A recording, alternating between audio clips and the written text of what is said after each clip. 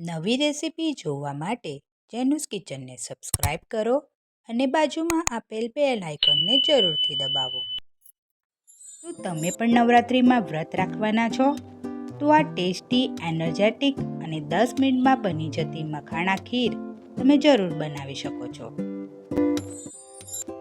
તો મખાણા ખીર બનાવવા માટે જોઈશે 4 કપ જેટલું ગરમ દૂધ, 1 કપ મખાણા, 1 ચમચી ખમણેલું કોપરું, 4 ચમચી ખાંડ, સાથે લઈશું 2 ચમચી જેટલી બદામ, 2 ચમચી કાજુ, 1 ચમચી પિસ્તા, અડધી ચમચી ચારોલી અને અડધી ચમચી વાટેલી ઇલચીનો પાવડર. મેં અહીં ફ્રેન્ડ્સ બદામ, કાજુ અને પિસ્તાને વચ્ચેથી 2 સરખા પીસ કરીને લીધા છે.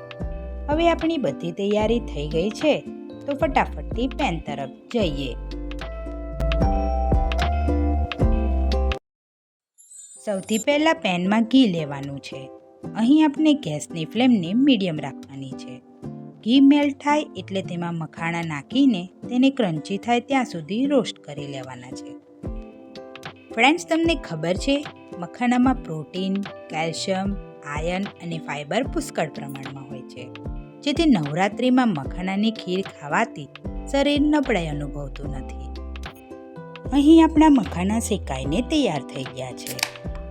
થોડાક શેકેલા મખાણા, કાજુ, ખમણેલું કોપરું, કેસરને મિક્સરમાં નાખીને પાવડર બનાવી લઈશું. ફ્રેન્ડ્સ, ડ્રાયફ્રૂટ્સમાં fibre, vitamins, mineral, healthy fatty ભરપૂર હોય છે, જે આપની બોડીને જરૂરી પોષણ આપે છે. હવે એક નાના પેનમાં થોડુંક ઘી નાખીને બધા ડ્રાયફ્રૂટ શેકી લઈશું. અહીં ગેસની ફ્લેમ ધીમી રાખવાની છે. મેં અહીં બદામ, કાજુ અને પિસ્તા લીધા છે. તમે તમારા મનપસંદ ડ્રાયફ્રૂટ્સ લઈ શકો છો. પેનમાં મખાણા શેક્યા હતા તે જ પેનમાં દૂધ લેવાનું છે. મેં અહીં ગરમ દૂધ લીધું છે. તમે ખીર બનાવવા માટે તેમાં ઠંડુ દૂધ પણ લઈ શકો છો. ગેસની ફ્લેમ મીડિયમ રાખવાની છે. તેમાં આપણે જે પાવડર બનાવેલો છે તેને નાખીને બસ 4 થી 5 મિનિટ માટે ઉકાળવાનું છે.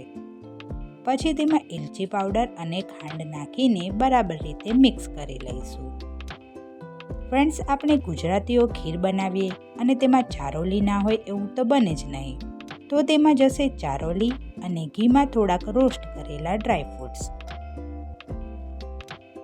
મખાનાની ખીરમાં નાખવામાં આવેલ કાજુ, બદામ, પિસ્તા સહિત અન્ય ડ્રાયફ્રૂટ્સ શરીરને જરૂરી પ્રોટીન અને વિટામિન્સ પૂરા પાડે છે, જેનાથી દિવસભર શરીર એનર્જેટિક રહે છે.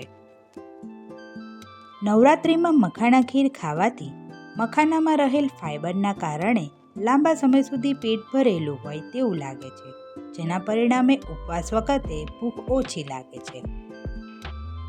તો આ સાથે આપણી ગરમા ગરમ ટેસ્ટી અને હેલ્ધી એવી ખીર બની ગઈ છે. એમાં નાખીશું ચારોલી અને હાથથી ક્રશ કરેલા ગુલાબના પાંદડા, થોડાક ડ્રાયફ્રૂટ્સ, થોડાક ગુલાબના આખા પાંદડા અને આપણી મખાના ખીર તૈયાર. જો તમને આ રેસીપી ગમી હોય તો શેર કરજો.